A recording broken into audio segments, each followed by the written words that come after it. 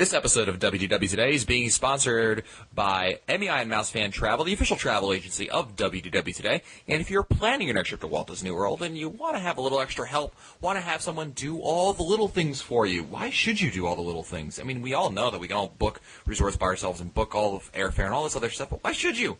You should be focusing on the important stuff, like figuring out what time exactly you need to be at Space Mountain, and then what step in the touring plan is next right after that. So why not have the travel agents at MEI Mouse Fan Travel do all the little things for you, so that way you can be free to do other things. After all, it was St. Patrick's Day, and you're probably still recovering from that. So why not give them a try? Visit them online at www.mousefantravel.com. Exactly. This is Walt Disney World Today. Give us 5 minutes, and we'll give you the world. It's Wednesday, March 18th, 2009, and this is episode 540 of WDW Today. I'm Matt Hochberg at StudioCentral.com. Mike Scopa and Mike Newell are again skipping out. My only thought is they are definitely planning their Star Wars Weekends trip on May 23rd because we're having a special little dinner event over there, and I'm sure they're just picking out their respective Star Wars costumes. But joining us today after a long St. Patrick's Day, it's Len Testa, co-author of the Adventure Guide to Walt Disney World. And Len, how was your St. Patrick's Day? It was fabulous, Matt. Actually, I ended up drinking a bunch of coffee like an hour ago, green Irish coffee. So I'm coming at these listener questions like a spider monkey, dude. Also joining us today is the fabulous Annette Owens, a manager of customer relations and group services at MEI Mouse Fan Travel. How are you, Annette? Hey, just fine. So glad this green day is just about over. And it's Wednesday, and we're answering your listener questions. We'll start out with an email from Denise from Connecticut, who writes, "Hello, Matt, Mike, Len, and any other guest speaker on today. I'm new to listening to your podcast, but I'm now catching up on all your past episodes. I'm leaving for Disney in 10 days and have booked the buy 4, get 3 deal at Caribbean Beach Resort. We, my husband and I, are just two adults ages 33 and 32, and we're wondering what is your favorite adult activity that you do?" At Caribbean Beach or in general? I think in general. So, go ahead, Annette. Oh, Annette, you haven't been on in a while, so here's how this works. Matt asks the questions, and then we answer them. Well, you had started. I was waiting for you to go. Out loud. I can't just think the answer. Go ahead, and then I'll answer. Then I will follow your lead. I've been talking to a couple of our listeners who are in Walt Disney World right now, and one of the things that they find interesting is that they're touring alone, so it's solo adult touring, and they find it really interesting just to walk through the parks and do adult sorts of things, go on adult-oriented rides. If you're in a park other than the Magic Kingdom, grab a beer and walk around a theme park, things like that they wouldn't normally do with kids. And I think really that's one of the most refreshing ways, or one of the more different ways to see the park, when you don't have kids, is to, go only on the rides that you want, eat a nice, quiet, sit-down meal without having to worry about, getting up and getting out and worrying about the kids and stuff like that. I think that's probably the most, one of the most fun things. Yeah, I like what you said, Len, and that's one of the great things you can do as just having adults there is enjoy a wonderful meal somewhere. Go to a place like Chico, Citrico's, exactly. And have like a really nice sit-down meal, splurge, enjoy. The other thing I would really suggest is a massage. There's some great massage. A massage. I've heard of that. And Len, I know that you're a big fan of the spa at Saratoga Springs. I am, actually. I think it's slightly better than the one at the Grand Floridian. I think it's because it's like the number 2 and they try harder. Type thing. Yeah, I think that works out well. Shoulder. Yeah, but if you have a car, you definitely don't want to miss the spa over at the Ritz-Carlton, which is it's ranked by us as the number 1 spa in Orlando, and it's ranked by many other places as one of the best in the United States. So I think it's fabulous. We also had a decent experience at Canyon Ranch the last time we were there, although the time before that ended tragically, but this most recent time was pretty good. Yeah, search the wiki for eyebrow burning, and you'll find the answer to that one. Exactly. Gosh, I want to see that picture. I think I would just add is something that you wouldn't normally do if you have kids with you is go exploring some other resorts. There's a lot of resorts that you can go and find a nice, quiet little bar or maybe a restaurant you didn't think about that you might want to try. I love to sit there in the lounge area there at the Animal Kingdom, just kind of look down at Boma, watch everybody eating.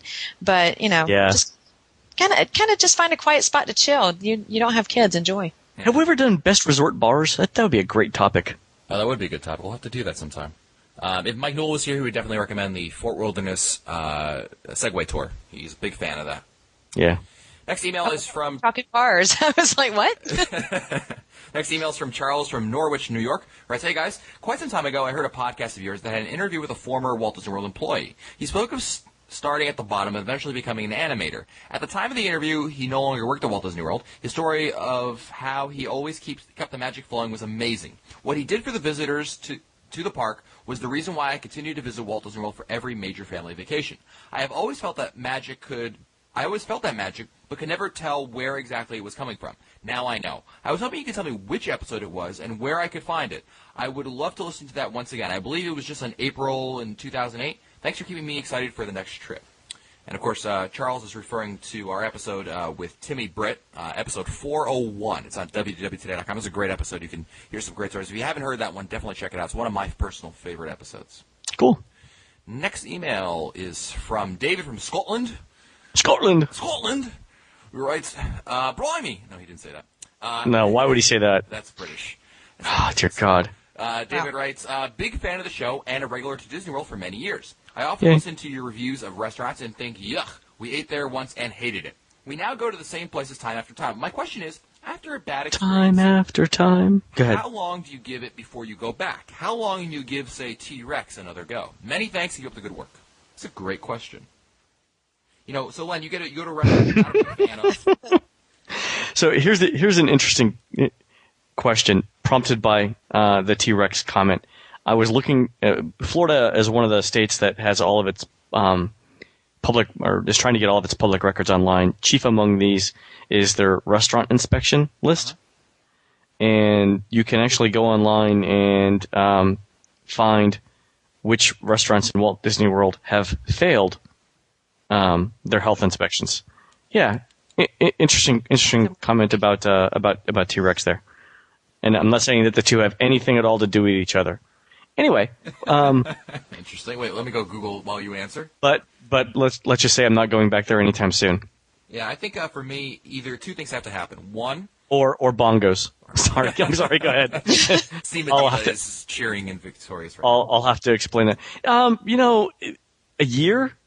It's the thing. The interesting thing with Disney, Bob and I have had this conversation, is that, and I think we've talked about this on other podcasts, is the way that Disney employs a lot of people. The way that it maintains sanity when employing a lot of people is it narrowly defines the role that they do, and they are told to stay within the guardrails of that role, right? Yep. So that works out well from a management perspective. You don't have to have people think. You just give them a manual and they do it. It also works out well when things are going right? Because people don't stray and they don't tend not to screw things up. The problem with that is when things aren't going well, if people are doing what they've been told to do and things aren't going well, it's harder to change that, because then you got to go back in and essentially rewrite the procedures. So if a restaurant is doing well, chances are it'll keep doing well. But and conversely, if a restaurant is doing poorly, chances are it'll keep on doing poorly, right? Yeah. It usually takes more than a year for it to right itself. Yeah, I was going to say that either the memory really has to fade to the point where it's like, why don't I go there anymore? Or Len pays for it, and then I'll definitely show up for it. Well, so I probably won't go to. I didn't love Turf Club. I probably won't go back there for at least a year. I didn't like Mama Melrose's, although I probably will go back there again within a year because. You're on crack. No, well, for one thing, there are relatively few sit-down restaurants in the studios, and number two, all of my other experiences with that restaurant have been fair to good, so I could consider that an anomaly. Okay. Annette, any comment on how long it takes for you to go back to a restaurant you weren't a fan of? I'm going to listen to other people's reviews, make sure that there's maybe a positive upturn. Somebody said, hey, maybe things have changed. Once a bad experience, it's gotta be a while. Yeah. It's hard to forget a bad experience. You spend one night, doubled over in a hotel room bathroom. It's enough. It's hard to go back. One night on the dirt in the ground on the tent, and that was it. One night. Next email is from Chuck, and we can't we can't pass up an email from anyone named Chuck without saying that great line from Beetlejuice, "Come for your daughter, Chuck." Chuck writes, "When you mentioned an all-you-can-eat sushi restaurant offsite that was really good. Can you give me an address to it, or at least the name?" I do have it. In fact, it's called Sukihana. I apologize to one of our listeners actually emailed me before and I gave him the wrong name. It's Sukihana. It's at 4060 Town Center Boulevard, Orlando, Florida. It's about 10 minutes away on 417. And it's great. It's only offered, the all-you-can-eat is $21.95 per person, and it's offered Sunday through Thursday only. So make sure you go out there. But it's wonderful. I've been there, and I definitely recommend it if you want to get a car and take a little trip. Next email is from Gary Hasty. He writes, "Hi, folks. Couldn't pass up a trip to On the Cheap before Thanksgiving and staying at All-Star Movies for the first time. We're typically moderate deluxe folks, but hey, it was cheap. Any of these rooms been refurb recently, and possibly any we should request? Only there for 4 nights, and most of the time we'll be in the parks, but anything that gives that extra little plus in our trip would be wonderful. Also, what's the bus service like at All-Stars? Give it up or take the car." One thing is, and Newell is here, he would go on a tangent right now. It would be on a tangent. Yeah. The rooms at Music and Sports have been refurb recently. The movies have not. And by that, I mean movies have not been changed since they were first installed way back in the... Since the movies were made. Exactly. So you definitely want to go Music or Sports. My pick would be Sports, and I'll tell you why. I think the bus service is better at Sports. We've talked about it in previous episodes, Gary, but basically the bus service, Sports is first to be picked up, first to be dropped off. So if you're going to stay at Sports, I would say you could live with the bus. I mean, generally speaking, we always recommend a car just for better convenience, but I wouldn't necessarily tell you that you shouldn't go there. I mean, there are other resorts that have far worse bus service than Sports does. So I like that one. Len, what do you think? Of those, yeah, I think Sports tends to get more teams. So depending on the time of year you go, if there are football teams or cheerleading competitions, they might tend to stay at Sports. That could just be me, and they could tell me totally that I'm wrong. So Music might be slightly better. The rooms that are away from parking lots and from public spaces are obviously going to be more quiet than others. I would recommend the Touchdown buildings. There's 2 of them in Sports, and either of them are quite good. And they're not. Yeah, they're not. This is one of those things where preferred might not be the best because of the noise. Yeah, absolutely. Fair enough. Touchdown, I like quite a bit. Yeah. I'll just add that. Well, Lynn, just because, definitely know about the youth groups going there. Celebration Hall is between Sports and Music in the back, and that's where they tend to put their youth groups that are going so that they can have their events and they can have their buses and stuff towards the back between the 2 resorts. So Sports and Music gets used a lot for team events. So although Newell kept swearing that they were using movies an awful lot when he was there last weekend. Was he? Yeah. Next email is from Brian from Louisville, Kentucky. He writes, "Hola. Allegiant Airlines just began nonstop service between Lexington, Kentucky and the Orlando Sanford Airport. Tickets are cheap, with flights usually running between $59 and $69 each way, and I've seen them as low as $29. My question is it worth it for my lady and I to fly into Sanford? Does Magical Express run from the airport? No. If not, will I be spending my airfare savings in cab fare, rental car, or hassle cost? Southwest will usually cost around $300 a round trip. That's to Orlando, obviously, to the regular airport. So we're looking at a savings of about $180 per person for the 2 of us. We don't usually rent a car since we're in school and trying to keep costs low, and we always stay on property." Well... Yeah, I mean, there's no way that a rental car is going to be $380. You could steal it, and it would be $380. I mean, if you get a rental car while on property, you could always get a rental car for your transfer over to the resort, and then grab another one on the way back if you wanted. Yeah, are those one-way rentals though? Yeah, do it all the time. Is it cheap? Usually you pay premiums for one-way rentals, but it's probably cheaper than keeping it for the week, though. You're right. I think Avis doesn't charge. Keeping it when you're in there in Florida, they don't charge that premium like in other states. Oh, that's a great tip. Yeah. So I've gotten a one-way rental for one day for $15 for a car. Nice. Yeah, if you only rent it for like an hour or 2, which is what you only really need, you can go. And you just have to do it in advance. Don't wait till you get to the airport because you'll pay premium prices. But yeah, you can do it before. Yeah, That's a great tip. Yeah, there are some rental car spots that are actually on Disney World property. I know that like Avis and Budget have some in the downtown Disney Hotel, so you just go over there and then you just take the bus, walk back over to downtown Disney, and you're back on property. It's over there. Swan and Dolphin has 1 or 2 also. So I mean, there's definitely an option for you over there. The only thing really to keep in mind is that when you're flying to Sanford, you've got to drive on 4 back to Disney, and without traffic, that's about 45 minutes or so, depending. And that's Is it really 45 minutes? That's like Tampa. Yeah, it's far, man. It's on the complete other side of town, and there's always traffic over there. There's always traffic on 4, unless you land at like midnight or something like that.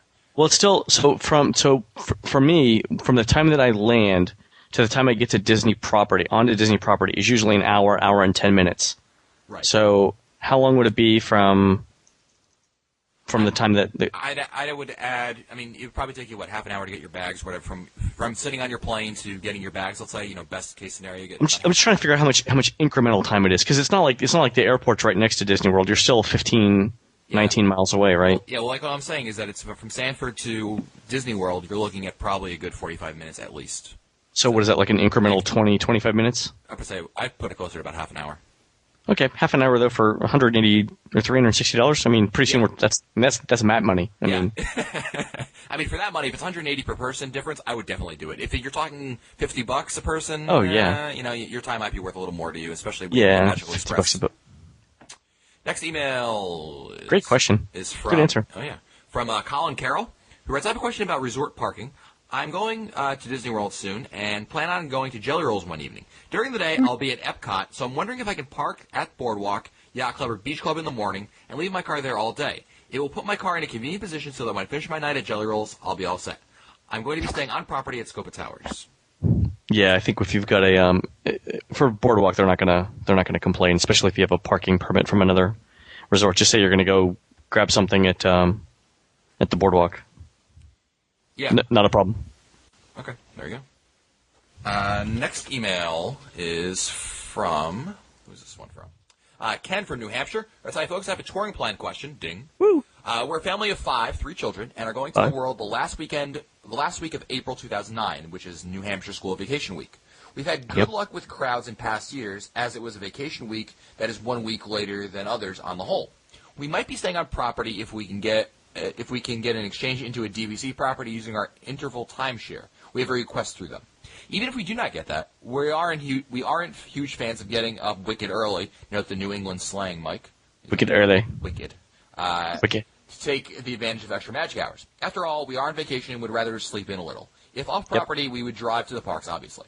How do I address the touring plans if we don't get to the parks until about 1 hour after they open? I don't think that this is a horribly busy time of the year, but I will still follow one of the plans. Do we skip the first few things? Congratulations to Matt on his recent marriage. Thank you. Recent? You've been married like 12 years. Well, that's an old email. Yeah, never mind that. Answer the man's question.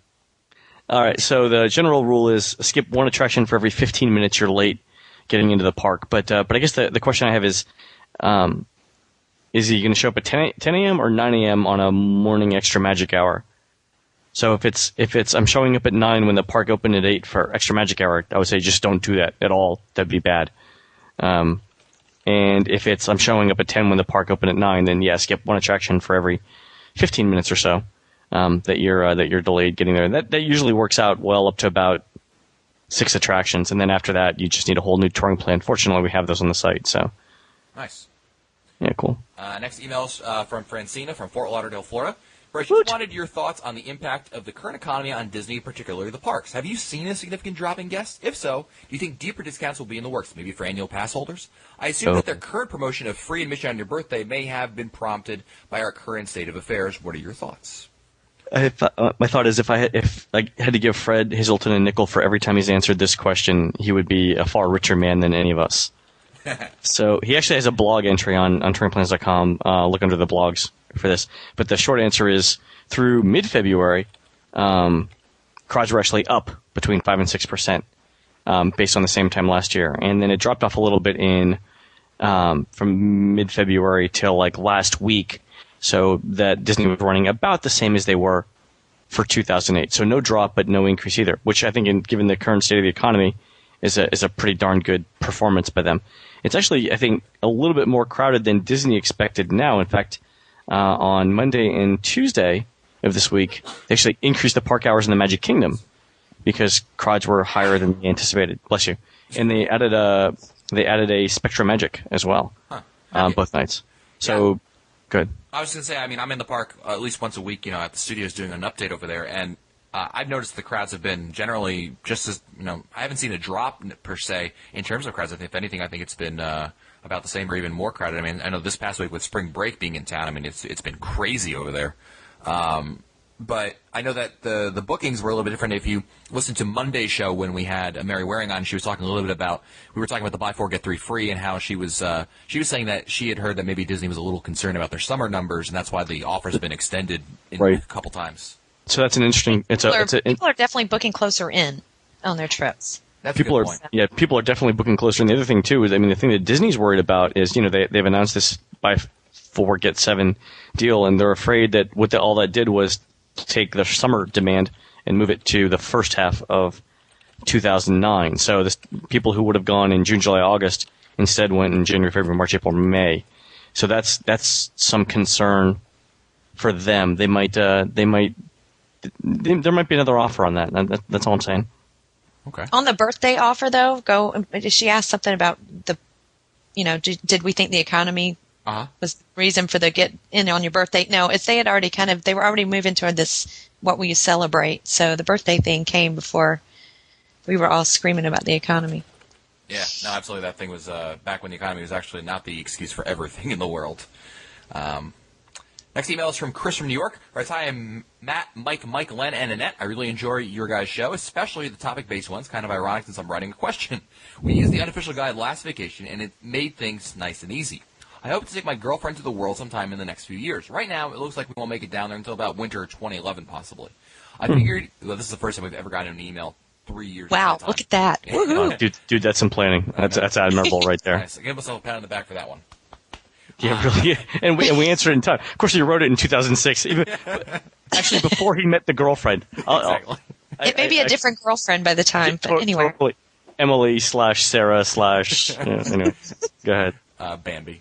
Bambi. Just saying, it could happen. My question is this: by what amount, percentage-wise, do the ticket resort prices usually go up? I'm trying to figure out how to save up for the trip and need some idea of how much the whole thing will cost. I'd like to pay for the whole trip, but I can't tell my girlfriend as she will insist on paying for half. Aw, what a guy. Man, that's awesome. So the interesting thing is that if you look at the consumer price index for the United States since 2005, nothing in the United States has gone up more in price than Disney park admission. That includes things like gasoline, steak, milk, housing, everything. Nothing has gone up as much or as fast as Disney ticket prices. For certain types of tickets, the annual percentage increase has got to be somewhere around 15 to 20%. And when you start compounding that, that's really just a lot of money. To say the least. I would anticipate at least a 10% increase every year. So, well, I don't know about this year. This year might be different. So they probably won't raise. I don't know. I don't think they're going to raise rates in 2009. I could totally be wrong on that. Or if they are, they'd just be minor increases. But when the economy starts coming back, look for them to raise, tickets to around $80 a day to get in to begin with. $79, $80 somewhere in there, and then $85, et cetera, et cetera. Okay. Yeah, just remember, if you're comparing your pricing to buy four get three, that might not be the offer. Yeah, it's probably not the right thing to do. Yeah. All right. Next email is from Scott from Louisville, Kentucky. Who writes, "Go Colts! I used to live in Indiana." Is this our second one from Kentucky? It is. Oh. We're totally cracking that Kentucky market. Exactly. We're totally pandering to the mid South Central. Everything's going just as I planned. Exactly. Hey, Matt, Mike, Len, and Annette, if she's there. Annette, are you there? I'm here. Woo! I know, it's amazing. Let me get all the sucking up out of the way. Your show is awesome. I listen to all the time to it. Okay, I have a question about President's Day and how it affects crowds at the parks. I know there is no way it'll be answered by 2009, so I'm really asking for my 2010 trip. Good job. And I hope I have given you guys enough time to answer before I've returned home and plan on my 2011 trip. Does it really increase the crowds as much as I hear? Would you skip the parks altogether, or would you still go to a park, and if so, which one? I only ask because I'm a compulsive planner, and I'm really starting to plan for this trip. Well, thanks for the help, and I appreciate it. I remember I went to the parks President's Day 2007. I was there with my family. They, my folks were like, well, let's go to Disney World. And I was like, it's going to be crowded. And to give you an idea of how crowded it was, the line for the Seas with Nemo and Friends, the clamshell ride, it was out the door. And Wow. That was on President's Day itself. Now, that was 2007. Obviously, the economy's a little different. It was off the DZ. Go ahead. Exactly. It was off the hizzle. So, what do you think, Len? What do you think about President's Day, to go or not to go? I guess as opposed to what? Other times in February, yeah, I would skip President's Day. But, if your choices are President's Day, Easter, Christmas, President's Day is the lesser of those evils. What if they're there for like a week and President's Day is one of the days? Would you say skip the parks that day? President's Day week is actually fairly crowded. It doesn't start slowing down until Thursday, Friday, Saturday of the following the holiday. Mm-hmm. So it's not just a one-day thing. We notice, wait times in the 80, 90-minute range for the early, that weekend and the early part of the week. Okay. Still tough. Yeah, it is. So Early part of the week is water parks in February. Yeah, really, because ain't no one else going. Next email is from Paul Cooper of Lancashire, England. Writes, hey, Matt, Mike, Len, and Annette. I hope you don't mind me mailing this question to you again. I originally sent it earlier. I hope you get a chance to help. I know you guys must get so many questions. My wife and I are new listeners from across the pond. We love the show, and you guys make it so much fun. Keep up the great work. We're going to Animal Kingdom Lodge on, they're doing this in Europe, so I got to reverse the numbers here. September 30th, 2009, staying for 14 nights. Wow. We've been giving the Disney Dining Plan Standard for free with our vacation package. We have stayed here on 3 previous occasions but never used the dining plan. Any advice or help or any tips you could give would be most welcome to us and greatly appreciated to assist in our understanding of how this plan works. Living in England, I don't really know how anybody has used this plan. We visited in June 2007, and we did use ADRs for the majority of our meals. Also, let's answer that first. The dining plan, we've talked about it on previous shows, Paul, so I would highly recommend you check out, if you go to the wiki, www.today.com is the link for the wiki over there. And, wiki. And you'll see links for all the dining things we've talked about. But generally speaking, I think the best plan of action is make your ADRs as soon as you can. Now in the 90-day window, you still got time, even though we got to this email really late. You still got time to make those ADRs well in advance. And that way, that's the real way to maximize it. Because you got really to take advantage of the dining plan, even the free one. It's important to have your meals planned out and make sure you go to restaurants that it's going to take a good advantage of. For instance, Trail's End would be a bad meal to spend on the dining plan, whereas Le Cellier would be a great one. So you just got to plan those things out. Any 5-second tips you can offer, Len? No, I think that's generally good advice. You want to, if you're having trouble getting reservations, you might want to check, especially around the Magic Kingdom. You might want to check at any of the Magic Kingdom Resort hotels, which are a quick monorail right away, especially at the Contemporary. It's walking distance. Good alternatives there. Cool. Yeah, don't forget about the 2 counter services. Make sure you know which ones are 2. So, right. Yeah. So you're planning accordingly. Nothing worse than getting there and going, oh, we're paying for this one. Oh, yeah. So. Let's stay in England, and we'll answer a question from Ricky Simmons of Worcester, England. I'm sure that's not how you pronounce it. Who writes, hi, guys, and Annette. I've recently discovered your podcast, and they are absolutely fantastic. We're planning a trip for Disney early-ish 2009. We've been twice before, and both times stayed at All-Star Movies. The first time it was by chance. The second, we chose movies because we loved the huge characters around the hotel. Are there any other on-site hotels that have huge characters as part of the hotel? I know Pop Century has huge icons, and music and sports have huge items, but what about the moderate and deluxe resorts? Thanks a lot, and keep up the good work. So they have icons. Pop Century still has some of the bigger characters. I mean, you have Mickey Mouse standing with a film. Generally speaking, Ricky, the moderates. Yeah, the moderates and deluxes don't, because in the United States we have this thing called tackiness. And if you pay more, you don't have to stay at a tacky hotel. Exactly. Apparently, Oh my gosh. it's cheap. It's cheap to make tacky because only the moderates and the deluxes don't have it. So it's like it'd be like if McDonald's were charging you to take stuff off of the hamburger. It's like we're charging you more to take the tackiness out of the hotel. Oh, good point.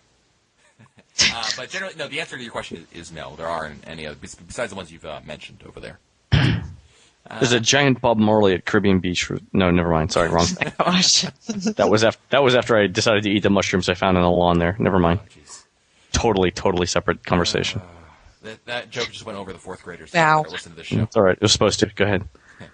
Next email is from Caitlin of Indianapolis, who writes, hi, Mike, Len, and Matt. I was going to say another email from Kentucky. Close, but no.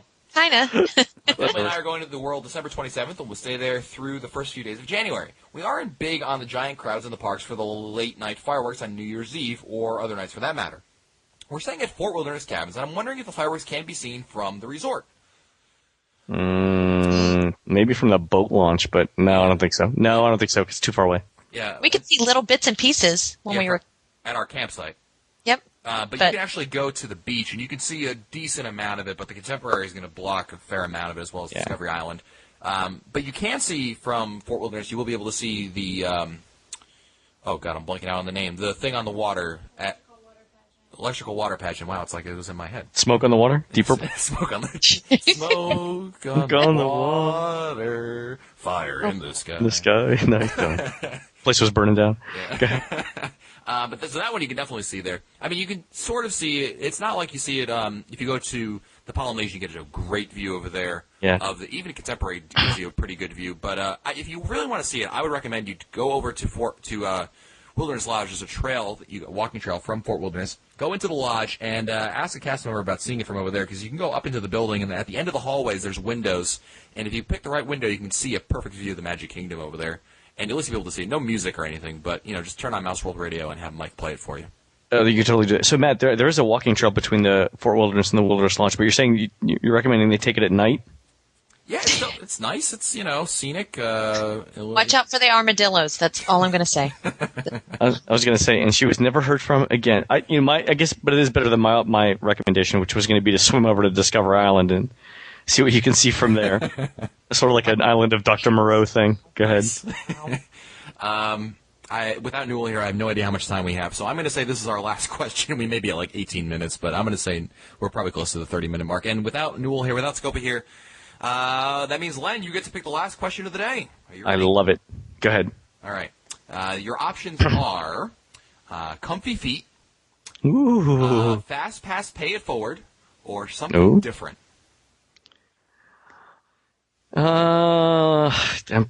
It's aroused my curiosity. I'm going to go with something different. Okay, something different. Our last email today comes from Naomi of Birmingham, United Kingdom. See? Again, Kentucky. Ow. Go ahead. Yeah, not quite from Andy, but close enough. Hey, guys, before I start, yes, Len, Birmingham is the home of the rock god Ozzy Osbourne. It is. It's actually the birthplace of heavy metal. Yeah, so there you go. Thank you for the advice regarding my 3-week summer vacation to the world. However, we've decided to ignore it and travel the last week of July through to mid-August. No offense intended. I guess we answered. It'll all end in tears. I mean, that's great for you guys. That's fabulous. Great. You'll have a fabulous time. Great Hitchhiker's Guide to the Galaxy reference right there. It'll all end in tears. It'll all end in tears. I just know it. One of the guys where I work, it was his last day a couple Thursdays ago, and his one-line subject on his email was "So long and thanks for all the fish." It was great. Totally respected him so much more after that. I have been designated official planner of the holiday, and we have been challenged to find something different to do this year. We always say off-site, hire a car, and visit all the theme and water parks. Last year, we did a helicopter flight over Disney, and I'm finding it hard to top that this year. Any suggestions? We would also like to find somewhere new to eat in the parks. Last trip, we ate at the Rose and Crown during Illuminations and the Hollywood Brown Derby. We are not particularly fussy, but we like our wine. Love the podcast. Thanks for fueling my Disney obsession between trips. Okay, first let's start with the first part of the question. Something different. They did a helicopter flight. This was my last trip. This was like, what have I done? What do I want to do here that I haven't done ever? And that's how I ended up at the India Racing League experience. Oh, yeah. Which, by the way, is extremely cool, even though I couldn't get the car out of pit row. But I would totally recommend there's a ride thing where you're with the Indy driver, and it's only like $110. Maybe we'll have to do a show about that one. You can recount it. Next time I'm down, I'm definitely going to do it. In fact, I'm actually looking for to buy a cheap car with like my dream classified ad right now would read, used Saab $800, new clutch. That would be the thing for me, because I'd burn out the clutch. So, but I think that you could do India Racing League experience. I think it would be fabulous. It was a lot of fun. You could try things like, I don't know if you guys are into fishing or anything, but you could try the fishing or tennis lessons or golf lessons, or if you're into any sporting activity, they probably have some sort of lesson thing there. The other thing you could do is try the running trails, the jogging trails. All around Walt Disney World, you could rent bicycles and bring them with you and bike around Walt Disney World. You can rollerblade. What else? Hoop-de-doo. I'm not sure if you've done that yet, Naomi. I've done it twice now, and we're going to talk about that in an upcoming episode when Scope and Newell decide to show up. And we'll talk about that. But, I mean, that's an option for you. The other thing is maybe a Segway tour. I'm not sure if they've done that. I think How that about firework cruises? You could do that, or there's always the yacht, the Grand One. You could take that out for a spin. Not a bad option. what would happen if you were to commandeer the yacht while it was out and raise a pirate flag? What exactly would happen there? You'd be deducted 3 fast passes. Oh, okay, all right. Let's just check. Just go over there. Be like, your dining credits are expiring as we Exactly. You're but humble pirates, man. Anyway. And somewhere new to eat. My recommendation. Resort. So, by the way, resort tours. And so the question was about wine. We like our wine. So places with good wine lists. Chico's. That's exactly what I was going to say too. Chico, California Grill, any of the high end, essentially any of the two table service credit restaurants are a good rule of thumb to go with for in a resort, in a Disney hotel. Yeah, I would be it. Speaking of wine, I ate at Citrico's about 2 months ago, and we were going through the wine list trying to decide on one. And it's hard to tell because a lot of times, we're not wine connoisseurs. I don't know what the names mean. But the waiter was actually really nice, and he offered to bring us samples so we could try it. I mean, if we don't like it, hey, no problem, we'll get another one. Because it's like Costco. That's great. Exactly. All of a sudden, I see Matt having the buffet of wine. Exactly. Put The wine buffet. Yeah, exactly. So definitely check out one of those restaurants, Nanny. I'm sure that'll be good. If we've eaten at all those by some chance, email us back. Cool. Well, that's it for us today. Don't forget that this episode of WDW Today has been sponsored by MEI Oh, Mouse you've Fan. been hitting the wine already. Oh yeah, woo! Hey, one of the things we got to do though before on our next trip down is we've all got to go to a Victorian Albert's. Absolutely. You know who can book Victorian Alberts for you, Glenn? MEI I'm Mouse, hoping. MEI Mouse Fan Travel. They can do it for you. I was going to say that, but go ahead. They can do a lot of other things, and any kind of whim that you might have, Lentesta, they can help you with planning all that and booking it for you. Why not give them a try? Visit them online at www.mousefantravel.com. If you want to find our older episodes, read our show notes, or send us your comments, visit the WDW Today website at wdwtoday.com. For Lentesta, Mike Soap and Mike Newell, and the fabulous Annette Owens, I'm Matt Hochberg. We'll see you on the next show. Stupid Judy, stupid energy. This has been a production of Mouse World Radio.